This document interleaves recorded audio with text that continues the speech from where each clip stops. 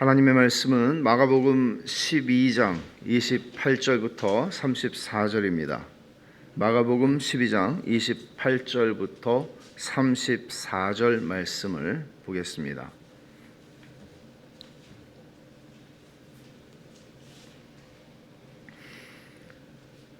우리 함께 교독하도록 하겠습니다. 서기관 중 한 사람이 그들이 변론하는 것을 듣고 예수께서 잘 대답하신 줄을 알고 나와 묻되 모든 계명 중에 첫째가 무엇이니이까? 첫째는 이것이니 이스라엘아 들으라. 주 곧 우리 하나님은 유일한 주시라. 네 마음을 다하고 목숨을 다하고 뜻을 다하고 힘을 다하여 주 너의 하나님을 사랑하라 하신 것이요. 둘째는 이것이니 네 이웃을 네 자신과 같이 사랑하라 하신 것이라. 이보다 더 큰 계명이 없느니라. 서기관이 이르되 선생님이여 옳소이다. 하나님은 한 분이시요 그 외에 다른 이가 없다 하신 말씀이 참이니이다. 또 마음을 다하고 지혜를 다하고 힘을 다하여 하나님을 사랑하는 것과 또 이웃을 자기 자신과 같이 사랑하는 것이 전체로 드리는 모든 번제물과 기타 제물보다 나으니이다. 예수께서 그가 지혜 있게 대답함을 보시고 이르시되 네가 하나님의 나라에서 멀지 않도다 하시니 그 후에 감히 묻는 자가 없더라. 오늘부터 4번에 걸쳐서 여러분에게 전할 설교의 주제가 깊이 있는 교회입니다. Deep Church, 깊이 있는 교회, 깊은 교회라고 할 수도 있겠죠. 이 용어는 C.S. 루이스가 자신이 속해 있던 영국 성공회, 이 영국 성공회 교회가 고교회, 저교회로 나눠져 있잖아요. 그러니까 로마 캐톨릭에 더 가까운 고교회가 있고 저교회는 더 복음주의적인. 근데 이 고교회와 저교회 전체 가운데에서 이제 현대주의가 들어오면서 초자연적인 계시를 부인하게 되니까 양쪽에 이렇게 고교회, 저교회로 나누지 말고 제3의 길이 있지 않은가, 하나님의 초자연적인 계시를 믿는 사람들을 부르기를 1952년에 C.S. 루이스가 Deep Church라는 말을 썼어요. 깊이 있는 교회.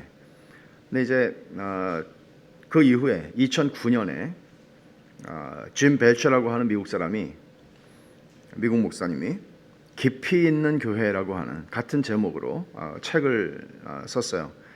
근데 이제 여기서 얘기하는 것은 전통적인 교회들이 쭉 있고 지금 한 20-30년 동안에 이머징 처치라고 하는 그 굉장히 새로운 흐름인데, 이런 교회들이 이제 미국에서 많이 일어났잖아요. 그러니까 이제 이 교회를 개척하려고 하면서 짐 벨처가 이제 연구를 하는데 제3의 길이 있지 않은가, 제3의 길이 있지 않은가. 너무 이머징은 또 너무 막 이렇게 좀 받아들이기 힘든 게 많고, 트래디셔널한 전통적인 교회들은 또 너무나 또 좀 현대 사회에 적응하지 못하는 것 같고, 이제 이런 문제를 가지고 딥 처치라고 하는 말을 또 썼습니다. 근데 제가 이제 깊이 있는 교회라고 하는 주제를 가지고 여러분과 말씀을 나눌 텐데, 4차례에 걸쳐서 물론 C.S. 루이스나 짐 벨처가 하는 얘기하고 전혀 다르지는 않을 수도 있겠습니다만, 왜냐하면 통찰을 거기서 얻었으니까요. 그러나 그 제목, 그 얘기를 하기 위해서 제가 이 제목을 쓴 것은 아니라는 것을 여러분에게 좀 말씀을 드리고 싶습니다. 저는 교회가 좀 깊어졌으면 좋겠거든요. 깊어졌으면 좋겠어요. 얄팍한 교회, 진저리가 나죠.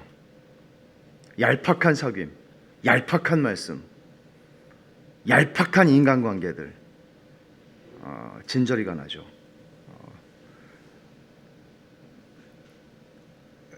그럼에도 불구하고 우리는 그 자리를 벗어나기가 굉장히 힘듭니다. 지상의 모든 교회는 다 여정에 있는 교회입니다. 도상에 있는 교회죠. 여행 중입니다. 완성된 교회가 아니고 목적지에 완전히 이른 교회가 아닙니다. 지어져 가는 교회이기 때문에 부족함이 많습니다. 완성된 교회는 우리가 요한계시록 21장에 나중에 보겠지만 하나님께로부터 하늘에서부터 내려오는 거룩한 성 예루살렘입니다. 부족함이 없습니다. 결함이 없습니다.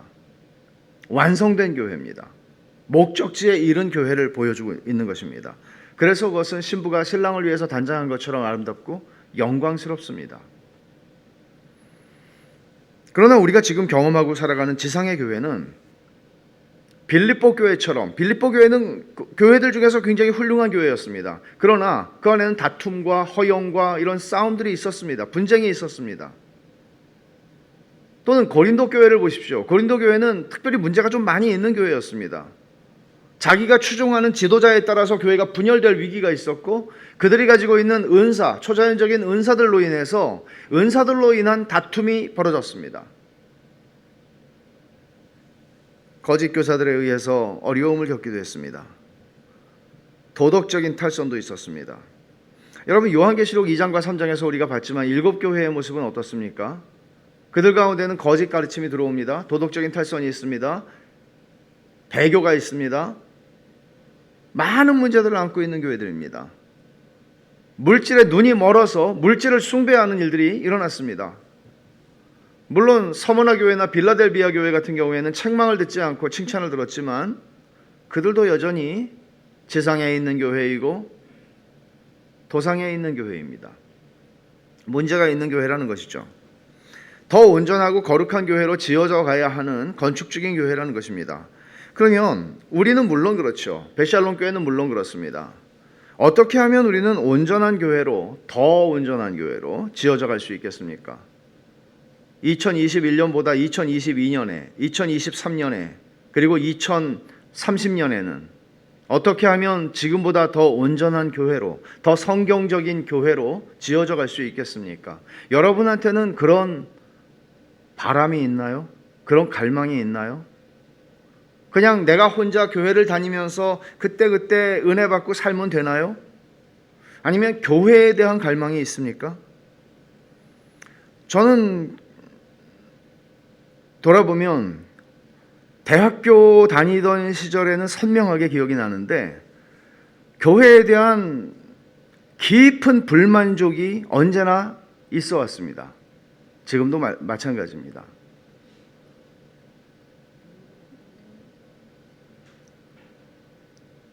대학교 때는 교회에다 대자보를 붙이려고 하다가 목사님한테 걸려서 쫓겨날 뻔했었죠. 제가 성경에서 읽고 있는 교회는 이런 교회라고 생각했습니다. 저는 성향상 이상주의자입니다. 그래서 현실과 이상의 갭이 너무 커서 힘듭니다. 내가 목회를 계속 해야 되나 하는 생각을 늘 합니다. 내가 여기에 목숨을 걸 수 있는 일인가 하는 생각을 합니다. 선교사를 할 때 내가 여기서 일생을 드리면 이 땅에 어떤 변화가 일어날 수 있을까? 내가 바라고 생각하고 하는 것들을 하나님께서 이루실까? 이런 생각들을 했던 시간들이 적지 않았습니다.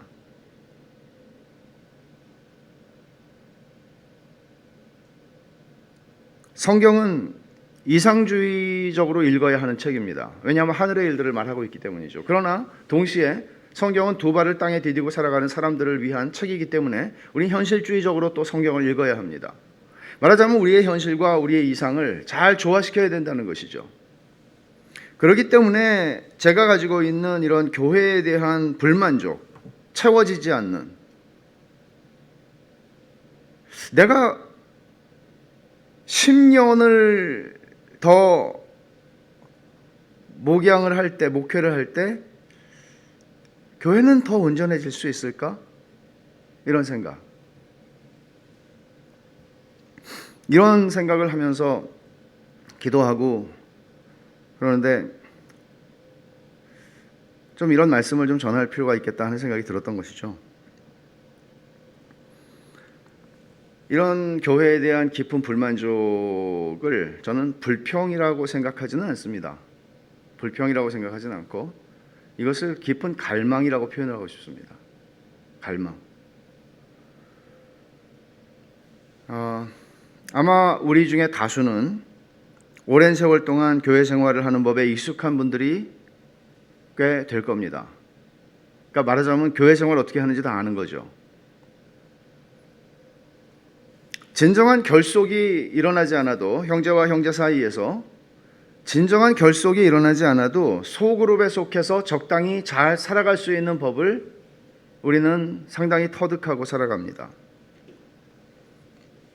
교회 생활을 아무 문제 없이 잘 하면서도 채워지지 않는, 만족되지 않는 그런 갈망의 문제가 있다면 여러분들은 어떻게 그거를 해결하고 계시는지 모르겠어요. 하나님 앞에 나아가시나요? 말씀을 연구하시나요? 뭔가 클릭이 되는 게 있어서 그 일을 시도하시나요? 아니면 그냥 내가 주일날 갈 예배당과 예배할 수 있는 장소가 있으면 되는 건가요?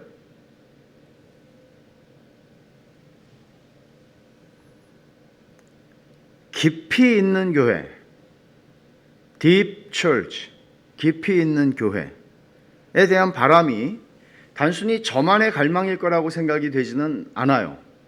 다 있을 거예요, 우리 가운데. 그게 하나님과 깊은 결속을 이루는 관계가 없이 교회는 불가능하죠. 하나님하고 그저 소 닭 보듯이 하는 그런 식의 하나님과의 관계, 그건 관계가 아니죠. 그건 신앙도 아니죠. 아니면 남남 정도의 수준? 교회 안에서 예를 들어 생각해 보십시오. 교회 성인, 장년 교인들이 한 100여 명 된다고 해봅시다. 근데 남남 아닙니까? 죄송한 소리지만 여러분들은 교우들을 다 알고 싶고 나 자신을 알리고 싶습니까? 더 많이 알려주고 싶습니까? 하나님께서 우리는 하나님을 알 수 없죠. 신학은 하나님을 아는 학문이지만 하나님은 알려질 수 없는 분이십니다. 무한하시고 영원하시고 불변하시니까요. 피조물인 인간이 인간에게 허락한 이성과 지혜를 가지고 하나님을 파악할 수 있다? 넌센스죠. 그러나 하나님께서는 당신 자신을 우리에게 알리시기를 기뻐하셨기 때문에 당신을 우리에게 계시하신 것이고, 그 말씀이죠. 자연이죠. 우리는 그래서 하나님을 알아갑니다. 하나님이 계시하신 만큼 알아갑니다. 사람도 약간 비슷한 면이 있죠. 사람도 자기 자신을 계시하지 않으면, 내가 입 다물고 있으면, 내가 나를 오픈하지 않으면, 나를 드러내지 않으면 10년, 20년, 30년을 알아도 그 사람 아는 거 아니죠. 그 사람의 이름 정도는 알 수 있죠. 아무것도 알 수 없습니다. 남남입니다.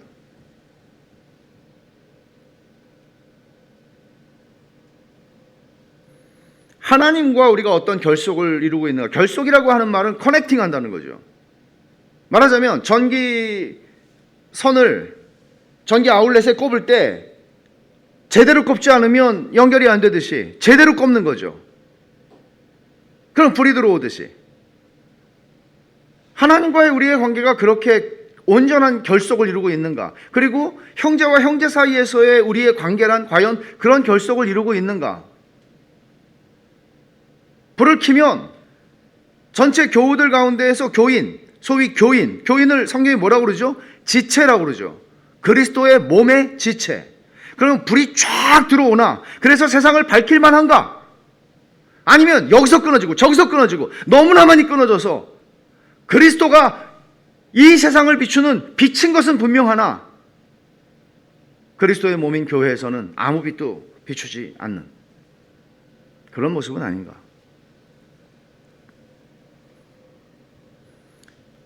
어떤 면에서 하나님과 형제들과의 결속으로 우리가 들어간다고 하는 것은 하나님 아버지께서 예수 그리스도 안에서 우리를 위해서 이루어 놓으셨고, 우리 보고 이루라는 게 아니고 이루어 놓으셨고, 성령께서 인도하시는 것을 따라서 우리가 들어가야 하는 신비예요. 신비의 영역이에요. 교회는 신비예요.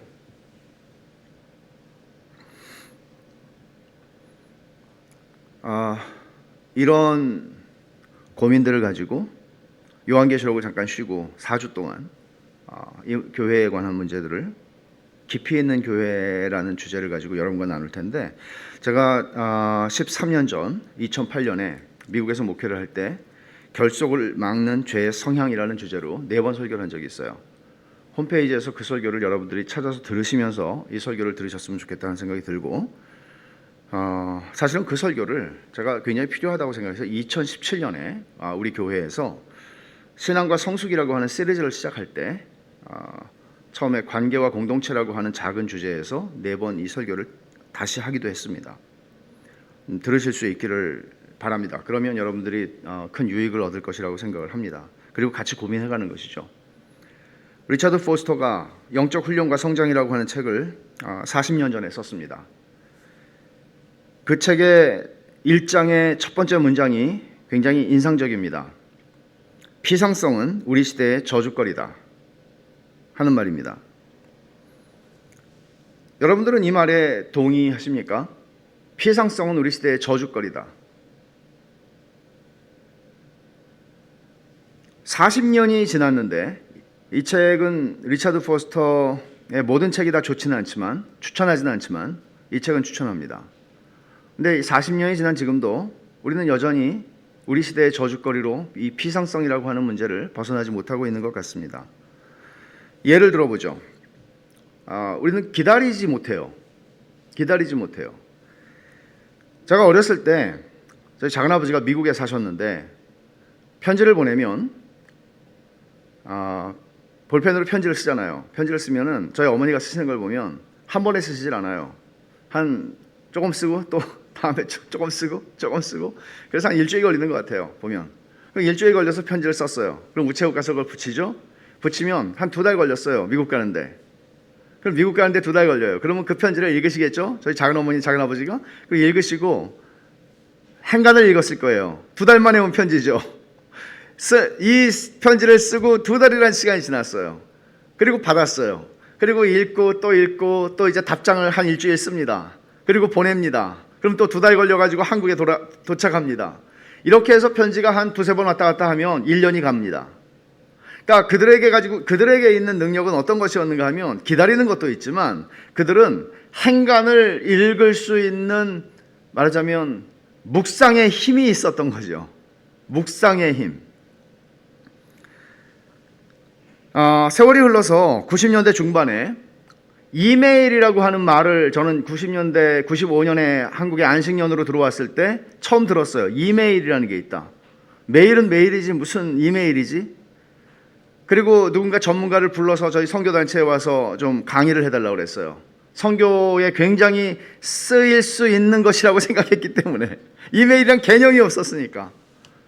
배우고 나니까 90년대 후반부터 이제 쓰기 시작했죠. 천리안이니 뭐 유니텔이니 하면서 전화선으로 접속이 가능하기만 하면 지구 반대편에서라도 지금 내가 얼른 글을 쓴 거를 바로 읽을 수 있는 혁명적인 시대가 열린 겁니다.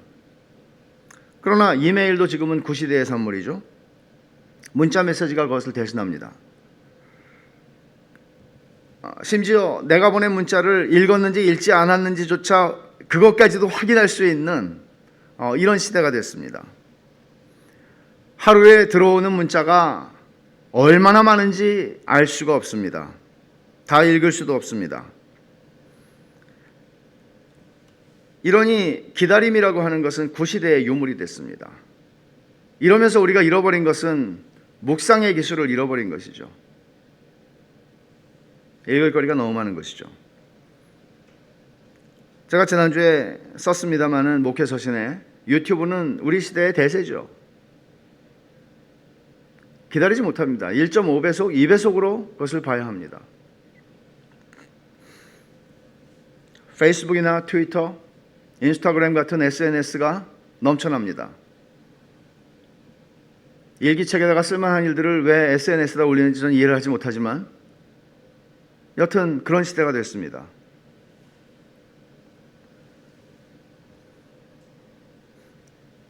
페이스북을 저는 별로 쓰지는 않지만 가끔 보기는 하는데 친구가 5,000명인데 어떻게 다 봅니까? 불가능한 일이죠. 그러니까 이런 순기능이 없는 건 아니죠. 그러나 이런 우리 시대에 유행하는 이런 현상들을 보면 이런 것들은 우리들을 점점점 피상성의 노예로 만들어가는 거죠. 나 친구 많아. 5,000명. 아는 사람은 100명도 안 되죠. 세상이 그렇다 칩시다. 문제는 신앙이 위협을 받고 있고 교회가 피상적인 교회들로 변화하고 있다는 것이죠. 우리 신앙이 위협을 받고 있고 교회가 피상적인 집단들이 되고 있다는 것이죠. 생각과 묵상이 없고 깊이 읽고 깊이 듣고 깊은 결속의 관계를 이루지 못하는 거예요. 이런 문화적인 현상들이 우리 신앙생활에 미치는 영향이 어떤 것인가를 한번 생각해 보십시오. 우리가 생각하는 것보다 훨씬 깊고 큽니다. 저는 이것을 영적인 거리두기라고 생각을 해요. 하나의 이 피상성이 가져온, 교회에 가져온 새로운 문화는 영적 거리두기라고 생각합니다. 사회적인 거리두기, 정말 지긋지긋하죠. 그러나 사회적인 거리두기가 없었을 때, 사회적인 밀접함이 있었을 때조차도 우리는 영적인 거리두기가 있었다고요. 내 옆에 있는 사람을 내가 누군지 몰라요, 실제로. 내 옆에 앉아서 같이 예배드리는, 같은 코이노니아 소그룹에 소속해 있는 사람을 내가 누군지 몰라요, 사실. 일주일에 잠깐 한마디 하는 것밖에 들을 수 없으니까. 그리고 별로 연락하고 싶지도 않고. 그냥 그렇게 가는 거죠.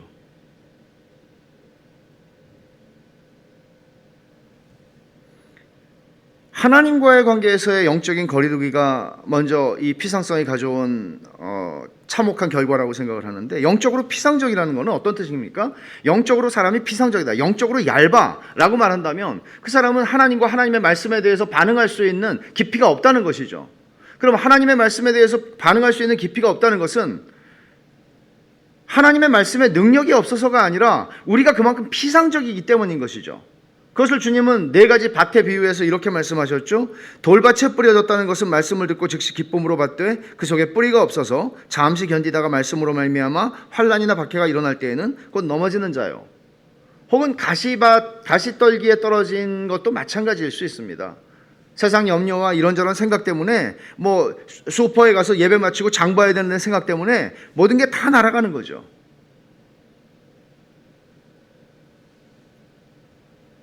영적인 거리두기는 하나님과의 관계에서만 나타나는 건 아닙니다. 교회 안에서의 교제와 사귐도 일반적으로 피상적인 수준을 넘어서지 못하는 것이 사실입니다. 베샬롬 교회가요. 우리 교회가요.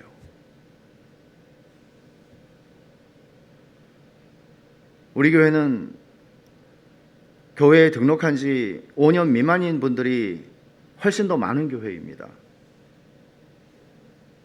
우리는 그러니까 그럴 수 있다고 얘기해도 괜찮은가요? 만약에 10년이 더 지나면 그때는 어떻게 얘기하려고요?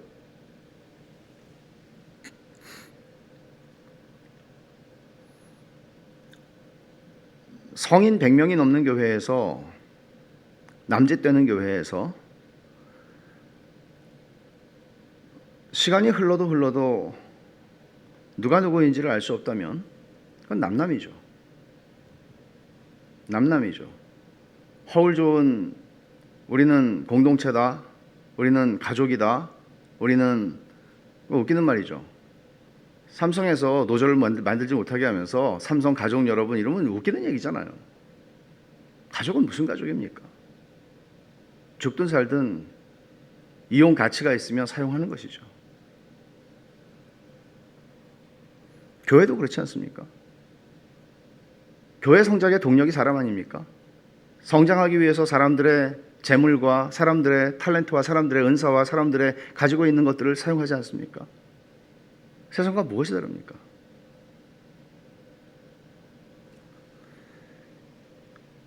피상성이 가져오는 영적인 거리두기는 결국 나홀로 신앙의 바이러스를 교회 안에 뿌려놨고 너무나 많은 사람들이 거기 감염되었습니다. 나홀로 신앙의 바이러스라는 말이 저는 이렇게 무섭게 경험한 적이 없어요. 바이러스 까짓 거, 무슨 바이러스? 코로나 바이러스, 이거는 까짓 거가 아니라 너무너무 정말 힘들어요. 너무너무 힘들어요. 너무 무서워요. 나홀로 신앙의 바이러스가 너무나 많은 사람들을 감염시킨 거예요. 내가 너를 꼭 알아야 돼? 네가 나를 알아야 돼? 이런 생각이 있다는 거죠. 이런 피상적인 세상의 문화가 성경 읽기, 묵상, 예배, 설교, 영적인 독서, 신앙의 성화와 성숙, 성도의 교제, 어느 한 곳에 온전하게 남겨두지 않은 채 다 감염을 시키고 영향을 미친 것이죠. 이런 피상성이라고 하는 것은 단순히 우리가 시대나 문화의 문제로만 치부할 수는 없습니다. 이건 죄의 성향이기 때문에 그렇습니다. 죄의 성향입니다. 범죄한 아담과 하와가 가장 먼저 경험한 게 뭐죠? 수치감이었습니다. 부부 사이에 숨길 수 있는 게 뭐가 있어요? 부부는 벌거벗을 수 있는 관계죠. 그런데 그들은 부끄러웠습니다. 범죄하고 나서 부끄러웠습니다. 눈이 밝아져 자기들이 벗은 줄을 알고 무화과 나무 잎을 엮어 치마로 삼았더라. 아무도 없는데 부끄러웠습니다. 숨기고 가려야 하는 일이 부부 사이에서 일어난 겁니다. 뿐만 아니라 하나님께서 아담아 아담아 찾으실 때 아담은 숨어서 이렇게 대답합니다. 내가 벗었으므로 두려워하여 숨었나이다. 그러니까 죄라고 하는 것은 근본적으로 죄가 가져온 가장 직접적으로 죄가 인간에게 미친 영향은 두려움과 수치였고, 그로 말미암아 생긴 것은 하나님으로부터의 소외이고 부부관계의 소외이고 모든 인간관계를 아우르는 것이죠. 이것은 모든 인간관계가 소외되는 관계가 된 것입니다. 이것이 이 죄가 가져온 두려움과 수치감이라고 하는 것은 타락한 아담의 모든 후손들이 가지고 있는 DNA죠. 성경적인 표현을 하면 죄의 성향입니다.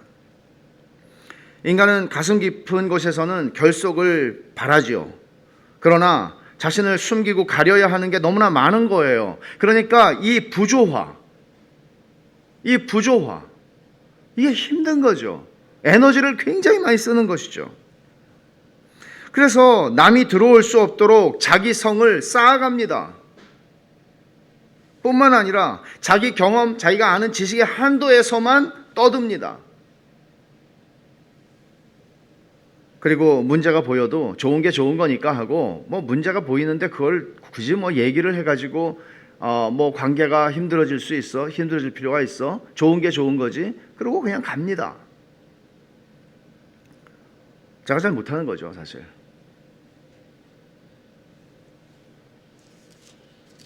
제 아무리 목사라도 어떤 부분을 얘기를 하면 감당하기 쉽지 않죠. 네가 뭔데? 이런 마음이 일어나는 것입니다. 그러니까 이런 죄의 성향들이 우리 안에 깊이 있기 때문에 성령 안에서 우리가 깊이 결속된 관계로 나아간다는 것은 보통의 문제는 아니라는 것입니다. 하지만 인간 안에 결속에 대한 갈망이 다 있어요. 우리는 다 있어요. 그래서 이 부조화가 있다고요. 행복하다고 느끼지 못하는 것이죠. 근데 죄로 말미암아 타락했지만 하나님의 형상이기 때문에 우리에게는 하나님은 인간을 관계적인 존재로 만드셨습니다. 그게 다 있어요. 그러면 그리스도 안에서 일어난 구속이라고 하는 사건은 무엇을 가져왔는가? 우리에게 죄가 초래한 결과를 뒤집는 것이 구속이죠. 우리 안에 있는 소외된 하나님과의 결속이 깨지고 형제들과의 결속이 깨진 것을 복원하는 거죠. 회복하는 것이죠. 그게 구속이에요. 그 구속받은 신자는 그리스도의 십자가 사건에서 찢어진 성소 휘장을 통해 은혜의 보좌 앞으로 하나님께 나아갈 수 있는 존재가 됐고, 뿐만 아니라 너와 나 사이에 있는 장벽을 그리스도의 십자가에서 허무셨기 때문에 유대인과 헬라인이, 유대인과 이방인이, 그리고 너와 내가 만날 수 있는 십자가에서 우리의 관계가 회복할 수 있는 근거를 마련하셨습니다. 이 구속의 은혜를 입은 사람들이 교회입니다. 여전히 죄의 성향과 싸우지만 이 결속의 은혜를 향해서 나아가는 사람들입니다. 이게 교회입니다. 이제 본문을 살펴보죠. 이제 본문을 살피면 언제 끝날라고 그러나, 이게 결론이니까요. 오늘 본문이 결론이니까 걱정하지 마세요. 서기관이 묻습니다. 28절에 모든 계명 중에 첫째가 무엇이니까? 서기관은 구약 전문가입니다. 구약 학자입니다. 이 구약에 수없이 많은 계명이 있는데 이 중에 첫째가 뭡니까? 이 중에 제일 중요한 게 뭡니까? 이 요점이 뭡니까? 물어봅니다. 주님이 대답하시죠. 29절과 31절까지 대답하시는데, 첫째는 이것이니 이스라엘아 들으라. 주 곧 하나님은 우리 유일한 주시라. 내 마음을 다하고 목숨을 다하고 뜻을 다하고 힘을 다하여 주 너의 하나님을 사랑하라 하신 것이요. 둘째는 이것이니 내 이웃을 내 자신과 같이 사랑하라 하신 것이라. 이보다 더 큰 계명이 없느니라. 그 말씀하십니다. 이 말씀은 사실 이보다 더 큰 계명이 없다, 여기서 이렇게 말씀하셨는데, 마태복음 22장 40절에 보면 이 같은 본문에서 주님 이렇게 말씀하세요. 이 두 계명이 온 율법과 선지자의 강령이니라 고 말씀하세요. 강령이라는 말은 무슨 뜻이죠? 사실 이 말을 제대로 번역을 하면 이런 거예요. 모든 율법이 이 두 계명에 달려있다, 이 말입니다. 모든 계명을 다 지켜도 이걸 실패하면 안 한 거다 말씀하신 거예요. 모든 율법을 이 두 가지 계명으로 요약할 수 있다, 이런 말씀이에요. 그러니까 하나님을 사랑하고 이웃을 사랑해라, 이게 율법이고 하나님의 뜻이야. 주님이 이렇게 말씀하신 것이죠. 근데 이게 보통 사랑이 아닙니다. 그냥 적당히 사랑하는 것이 아니라 마음과 지혜와 힘을 다해서 하나님을 사랑하고 이웃을 자기 자신처럼 사랑하라는 것입니다.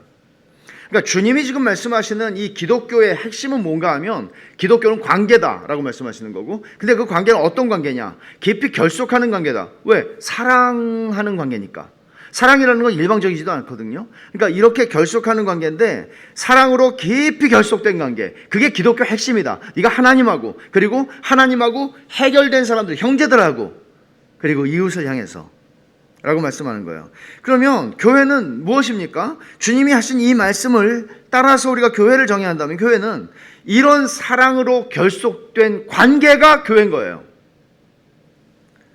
그게 주님이 산상설교에서 말씀하셨잖아요. 마태복음 5장에 그러므로 예물을 제단에 드리려다가 예배를 드리러 오는 거예요. 근데 거기서 내 형제에게 원망 들을 만한 일이 있는 것이 생각나거든. 예물을 제단 앞에 잠깐 두고 먼저 가서 형제와 화목하고 그 후에 와서 예물을 드려라. 무슨 말씀이에요? 구약 성경에서 제사보다 중요한 건 없습니다. 그래서 지금 우리가 레위기 읽고 있는데, 레위기에서 내내 제사 얘기하는 거예요. 제사보다 중요한 건 없어요. 그런데 주님 말씀하시는 거예요. 제사보다 중요한 게 있다고. 형제와의 결속의 관계가 중요하다고. 형제와의 결속이 깨졌는데도 너는 하나님하고 잘 갈 수 있다고 생각하니? 천만에. 그래서 하나님을 사랑하라는 것과 이웃을 사랑하는 것은, 주님께서 첫째가 하나님을 사랑하는 것이다, 둘째는 이와 같으니, 그와 같으니라고 말씀하시는데, 마태복음에서 그것은 둘째와 첫째를 구별할 수는 있으나 분리시킬 수 없다는 것입니다. 같은 명령이라는 것입니다. 이것을 요한일서에서 뭐라고 얘기를 하죠? 너희가 보이지 아니하는 하나님을 사랑한다고 하고 형제를, 눈앞에 있는 형제를 사랑하지 않으면 너는 하나님 사랑하는 거 아니야 라고 말합니다. 너희가 믿음으로 의롭다함을 받은 줄 알아. 그러나 너희는 형제 사랑으로 의롭다함을 받은 거야 라고 말합니다. 믿음과 형제 사랑을 그렇게 두고 있는 것이죠. 이 질문을 했던 서기관이 굉장히 잘 알아들었어요, 주님의 말씀을. 그래서 32절에 선생님이 옳소이다. 하나님은 한 분이시고 그 외에 다른 이가 없다 하신 말씀 참입니다. 또 마음을 다하고 지혜를 다하고 힘을 다하여 하나님을 사랑하는 것과 또 이웃을 자기 자신과 같이 사랑하는 것이 전체로 드리는 모든 번제물과 기타 제물보다 나으니이다. 그러니까 하나님 사랑하고 이웃을 사랑하는 게 우리가 드리는 모든 제사, 우리가 드리는 모든 예물보다 더 중요합니다. 제대로 알아들은 것이에요. 그러면 이제 우리에게 이 숙제가 오는데, 그럼 우리는 이 말씀을 이 서기관처럼 제대로 알아들었습니까, 여러분들은? 우린 제대로 알아들은 것입니까? 우리는 너무나 익숙한 말씀이에요, 이 말씀이. 그래서 안 놀래요. 놀라질 않아요. 충격을 받질 않아요.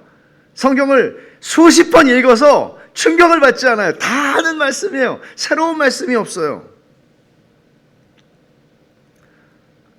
근데 이 말씀이 사실이라면, 서기관이 들은 걸 주님께서 칭찬하시잖아요. 34절에 예수께서 그가 지혜 있게 대답함을 보시고 이르실 때 내가 하나님의 나라에서 멀지 않도다 칭찬하셨어요.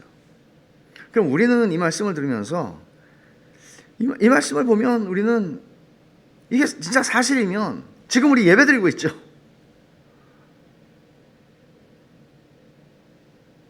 생각나는 건 없습니까 혹시?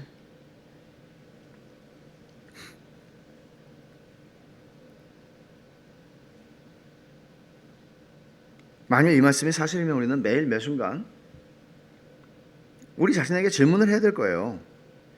마음을 다하고 목숨을 다하고 뜻을 다하고 힘을 다해 내가 하나님을 사랑했는가? 내가 이웃을 나 자신처럼 사랑했는가? 우리 교회는 사랑하는 교회인가? 왜냐하면 사랑하는 교회가 예배할 수 있으니까.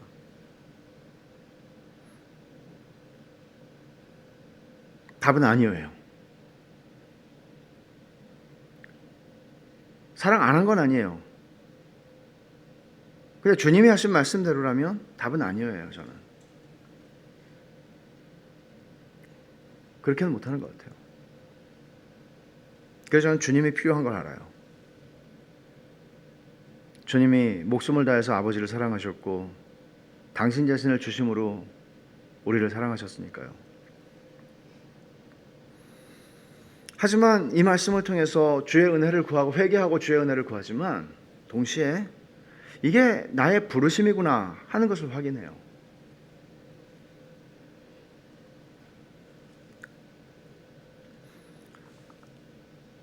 우리가 그렇게 갔으면 좋겠어요. 그렇게. 이게 교회 다니는 자로 부른 게 아니라 하나님이 우리를 하나님을 사랑하고 이웃을 사랑하는 사람으로 부르셨구나. 이게 내가 사랑하는 존재로 내가 부르심을 받았구나. 당신은 사랑받기 위해 태어난 존재일 뿐만 아니라 당신은 사랑하기 위해 존재하는 사람이라고. 태어난 존재라고. 사랑하기 위해서. 여러분들이 사랑하기 제일 힘든 사람을 사랑하기 위해서 태어난 존재라고요. 지금 여러분들이 사랑하기 그렇게 힘든 사람을 위해서 사랑하기 위해서 태어난 존재라고요. 그것을 위해 주님이 십자가에서 죽으셨다고요. 그것을 위해 하나님께서 태초 이전에 우리를 예정하셨다고요.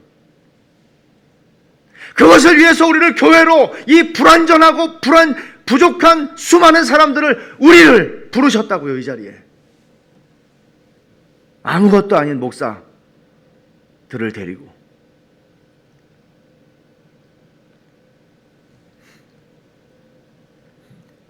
하나님과 이웃과 깊은 사랑의 결속을 이루는 것은 깊이 있는 신앙입니다. 얄팍한 신앙이 아니라 깊이 있는 신앙. 깊이 있는 신앙은 성경을 빠삭하게 알고 가르칠 수 있고 신학 공부를 하고 책을 읽고 이게 아니고, 깊이 있는 신앙은 하나님을 사랑하고 사람을 사랑하는 것입니다. 사랑이 없으면 아무것도 아니다. 고린도전서 13장에서 바울 사도를 통해 주께서 말씀하셨습니다. 참된 신앙은 피상적인 자리에 안주하지 않습니다. It's okay. 그렇게 가지 않습니다. 깨어져야 할 장애물은 피상성, 피상적인 관계들입니다. 하나님과의 관계, 형제들과의 관계, 이것은 더 깊은 사랑의 결속으로 가야 합니다. 숙제입니다. 이런 신앙은, 사랑의 결속을 향해서 가는 신앙은 절대로 이중적이거나 위선적인 신앙 되지 않습니다. 이 씨름을 여러분들이 하고 있다면, 여러분들이 스스로가 내가 이중적이다, 난 위선적이다라고 느낀다면, 느끼지 못하는 사람들도 있을지 모르지만 재앙이죠. 그렇다면 사랑하는 것이, 이 씨름을 여러분들이 하나님 앞에서 정직하게 하신다면 여러분들의 신앙은 이중적으로 가지 않습니다. 절대. 그리고 이런 신앙은 세월이 오래 흘러도 성장하지 않는, 왜? 피상성에 머무르니까 성장하지 않는 거죠. 얄팍한 거죠. 그런 신앙에 머무르지 않습니다. 혹시 여러분들은 이런 자리에 오래 머물지는 않았습니까? 그렇게 신앙생활 하지는 않습니까? 사랑과 결속의 관계에 내 신앙이 달려있다고 생각하는 사람은 고백과 삶이 같이 갈 수 있는 것입니다. 저는 우리 신앙이 그런 깊이 있는 신앙을 추구해야 된다고 믿습니다. 그런 깊이 있는 신앙을 갖춘 깊이 있는 성도, 경건한 어른이 되어가는 것이죠. 하나님을 믿는 사람은 절대로 피상적인 수준에서 살아갈 수 없습니다. 왜냐하면 하나님이 피상적이지 않으시거든요. 그리고 하나님을 믿으면 하나님 너무나 깊으시거든요. 무한히 깊으시거든요. 그의 말씀도 깊으시고 그의 뜻도 깊으시거든요. 지혜와 지식도 헤아릴 수 없이 깊어서 바울사도는 이렇게 탄성을 터뜨렸죠. 깊도다 하나님의 지혜와 지식의 풍성함이요 그의 판단은 헤아리지 못할 것이고 그의 길은 찾지 못할 것이로다. 이런 하나님을 믿는 사람이 어떻게 하나님처럼 깊어지지 않을 수 있겠습니까? 점점 깊어지는 거죠. 신앙이 깊어진다는 것은 하나님과 사람과 맺는 사랑의 결속도 깊어진다는 것을 의미합니다. 이런 성도들이 있는 교회는 자연히 깊이 있는 교회가 될 겁니다. Deep Church. 이런 깊이 있는 교회에는 그들을 더욱 깊이 있게 만들어주는 세 가지 요인이 있다고 생각을 하는데, 물론 더 있을 수도 있죠. 세 가지를 생각했어요. 첫째, 깊이 있는 교회에는 심령 골수를 찔러 쪼개는 말씀이 있습니다. 하나님의 말씀은 살아있고 활력이 있어 좌우의 날선 어떤 검보다 예리하여 혼과 영과 및 관절과 골수를 찔러 쪼개기까지 하며 또 마음의 생각과 뜻을 판단하나니, 이게 하나님의 말씀의 능력입니다. 하나님 말씀이 선포되고 성령께서 이 말씀을 통해서 각 사람의 심령에 이런 일들을 행하시는 일들이 일어나는 것입니다. 이것이 없이는 깊이 있는 교회로 갈 수 없습니다. 그저 설교 좋은데, 설교가 좋아서 사람들이 오는데, 이런 걸 말하지 않습니다. 둘째로, 깊이 있는 교회는 공동체가 경험하는 죽음과 고난의 사건들이 있습니다. 어느 교회 공동체도 죽음을 피할 수 없죠. 누군가는 죽으니까요. 죽음은 공동체의 지체들 가운데 누군가에게 일어나는 일이고 어느 가족에게 일어나는 일입니다. 작년에 우리가 줌으로 독서 나눔을 했는데, 데이빗하고 낸시 거스리 부부가 쓴 상실의 아픔을 딛고 서다라는 책으로 독서 나눔을 했죠. 어린 두 아이를 잃어버린 부부가 상실의 아픔을 어떻게 믿음으로 감당하는가 하는 그런 이야기를 쓴 책입니다. 이 책이 공동체 안에 한 그런 상실을 경험한, 죽음이라는 상실을 경험한 한 가족을 통해서 어떻게 공동체가 더 깊어질 수 있고, 여러분 이런 일을 겪은 사람들 앞에서 희희낙낙할 수는 없잖아요. 그리고 그저 그냥 껍데기 같은 소리들을 할 수는 없잖아요. 그러니까 이런 일들이 죽음만이 아니라 우리 공동체 안에서 어떤 지체가 겪는 고난의 문제들, 이런 것들이 우리의 문제들이 되고 우리의 아픔이 되고 우리가 그것 때문에 더 깊어지게 되고 더 고민하게 되고 깊이 만나게 되고 이런 일들이 일어난다는 것이죠. 이런 의미에서 우리의 상실의 아픔이나 우리가 통과하고 있는 고난의 문제들 나누는 거 쉽지 않습니다. 그러나 이것을 통해서 하나님은 우리를 더 깊이 있게 만들어 가십니다.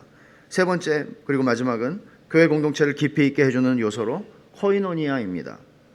코이노니아는 헬라어로 사귐, 교제를 의미합니다. 펠로십입니다. 그러나 코이노니아가 의미하는 것은 깊습니다. 마음과 말을 나누는 것이 아니라 물질도 나누는 것을 코이노니아라고 얘기를 합니다. 그래서 저는 이 코이노니아를 우리말로 깊은 나눔, 깊은 사귐이라고 번역을 하고 싶습니다. 가볍고 피상적인 사귐을 코이노니아라고 하지 않는 것이죠. 그러니까 우리가 소그룹을 우리 교회에서는 코이노니아라고 부르죠. 명칭입니다. 그러나 명칭일 뿐만 아니라 이상입니다. 진짜 코이노니아를 이루고 싶은 겁니다. 성도는 자기 성질, 자기 성향대로 사는 사람 아닙니다. 저는 내성적인 사람입니다. 극도로. 저는 직업상 말을 하지 않으면 안 되기 때문에 말을 하는 겁니다. 그러나 제 성향대로 주장을 했더라면 저는 아마 아무도 사귈 수 없었을 것입니다. 성도는 하나님의 속성에 정렬된 삶을 사는 사람입니다. 하나님의 속성에 정렬된 삶. 하나님은 당신 자신을 알리시기를 기뻐하셨습니다. 우리도 그러해야 합니다. 그런 성도들이 깊이 있는 교회를 세울 것입니다. 우리가 교회입니다. 주님은 땅끝까지 주님 오시는 날까지 너희가 나의 증인이라고 말씀하셨습니다. 교회의 정체성입니다. 슬프게도 한국교회는 지금 증인으로서의 사명에서 철저하게 패배를 맛보고 있고 실패를 쓴맛을 보고 있습니다. 변명할 수가 없습니다. 교회 안에 세상이 교회 안에 들어와 있습니다. 돈 냄새가 풀풀 나고 권력 다툼이 있고 강자에 대한 아첨과 약자에 대한 멸시가 교회 안에서 이루어지는 것 같습니다. 우리 교회는 그런 것 같지는 않습니다만은 세상에서 보는 것들이 다 있습니다. 웬만하면. 교회가 뭐가 다릅니까? 우리가 입으로 전하는 복음만큼이나 우리의 존재로서 복음을 전해야 합니다. 피상적인 세상에서 교회는 좀 깊어야 하지 않을까요? 피상적인 세상에서 우리는 하나님과 이웃과 결속을 추구하는 사람들이니까. 신자는 지속적으로 그렇게 살고 싶다고 하나님 앞에 구하는 사람들이 아닙니까? 하나님, 피상적인 것으로는 저는 만족하지 못합니다. 하나님하고 더 친해지고 싶고 사람들하고 더 깊은 결속을, 정말 사랑을 주고 사랑을 받을 줄 아는, 이 세상에서 너의 형제자매 친척을 버린 자들은 100배나 얻는다고 주님 말씀하신 것은 교회를 말씀하시는 것이 아니고 무엇이겠어요? 이렇게 많은 형제와 이렇게 많은 친구들, 이렇게 많은 가족들, 나의 형제들, 자매들, 나의 부모들, 내 자식들을 어디서 만날 수 있어요? 그리스도 안에서 받은 은혜의 기쁨이 나로 하여금 더 사랑하게 만드는 동기가 되는 사람들이 그리스도인들이 아닌가요? 이런 사람들이 교회인데 세상은 이런 사람 모릅니다. 세상에서는 이런 사람 없습니다. 이런 관계 없습니다. 이게 깊이 있는 교회입니다. 제가 말하는 얄팍하고 피상적인 세상에 존재하는 깊이 있는 교회입니다. 세상의 모든 사람이 갈망하면서도 찾을 수 없는 깊은 결속, 사랑 어린 관계를 교회 안에서 보고 만날 수 있어야 되지 않겠습니까? 주님이 세 계명을 말씀하셨죠. 세 계명을 너희에게 주노니 서로 사랑하라. 내가 너희를 사랑한 것 같이 너희도 서로 사랑하라. 너희가 서로 사랑하면 이로써 모든 사람이 너희가 내 제자인 줄 알리라. 삼위 하나님 안에서 하나가 된 사람들은 서로를 깊이 사랑합니다. 이들은 피상성을 넘어서는 교회입니다. 이렇게 깊이 있는 교회가 될 때 세상은 놀랄 것이라고 저는 확신합니다. 충격을 받을지도 모르겠습니다. 죄로 말미암아 철저한 소외를 경험하고 살아가는 이 세상을 향해서 여기에는 진짜 결속이 있다고, 여기에는 깊은 사랑으로 맺어지는 관계들이 있다고, 우리 영혼 깊은 것을 만족시켜주는 만남들이 여기에는 있다고 말할 수 있는 교회가 되면 좋겠습니다. 외로움에 지친 사람들에게 Come and see, 와 보라고 경험해 보라고 할 수 있는 교회가 있으면 좋겠습니다. 변명하는데 지쳤습니다. 교회도 완전한 사람들은 아니에요. 교회 오셔도 다 그냥 우리도 다 사람이에요. 너무 많은 걸 기대하지 마세요. 이런 변명이요. 최근에 어떤 사람이 오늘날 교인들의 신앙생활을 교회 놀이라고 냉소적으로 쓴 글을 읽었어요. 우리는 혹시 교회 놀이를 하고 있는 건 아닙니까? 조금 진지한 놀이이기는 하지만 여러분은 교회 놀이에 지친 건 아닙니까 혹시? 우리를 지치게 하고 실망하게 한 것이 진짜 신앙생활이 아니라 교회 놀이가 아니냐고요. 진짜 신앙생활을 시작하지도 않은 채, 진짜를 경험해보지도 않은 채 우리는 교회 놀이에 지금 지쳐있는 건 아닌가, 그런 생각을 해보는 거예요. 마음을 다하고 목숨을 다하고 뜻을 다하고 힘을 다하여 하나님을 사랑하고 이웃과 형제를 자기 자신처럼 사랑하는 자리로 가도록 은혜를 구해야겠습니다. 우리 주 예수 그리스도께서 당신의 보배로운 핏값으로 세우신 교회입니다. 누군가가 말뚝을 받고 한 게 아니라 주님의 핏값으로 세워진 교회입니다. 주님의 핏값으로 산 백성들입니다. 자비하신 하나님 앞에 주님, 우리가 정말 교회가 되고 싶습니다. 이런 은혜를 구합시다. 기도하겠습니다.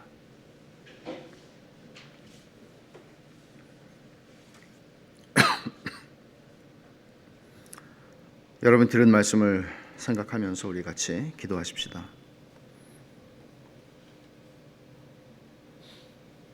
모르겠어요. 저는 목회 서신에도 썼지만 기도하면서 하나님이 저한테 이런 영감을 주셨다라기보다는 기도하면서 이 주제를 다루어야 한다는 생각이 많이 들었고 묵히다가 시리즈로 이 말씀을 전해야 되겠다는 생각을 한 열흘 전에 했습니다. 이 말씀을 저 자신에게 하는 거고 하나님께서 우리들 모두에게 주시는 말씀이라고 생각을 합니다. 여러분, 교회가 됩시다. 그런 은혜를 구합시다. 교회 놀이 그만하고 교회 놀이를 여러분들이 생각하신다면 교회 놀이를 잘하는 곳으로 가셔도 무방합니다. 우린 그런 거 하지 맙시다. 제대로 한번 가봅시다. 한 번밖에 살지 못하는 인생인데 주님의 피값으로 내가 구속함을 받았는데 알을 깨고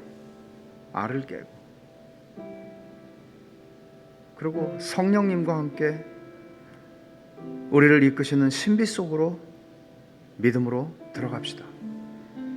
우리 같이 한번 기도하겠습니다.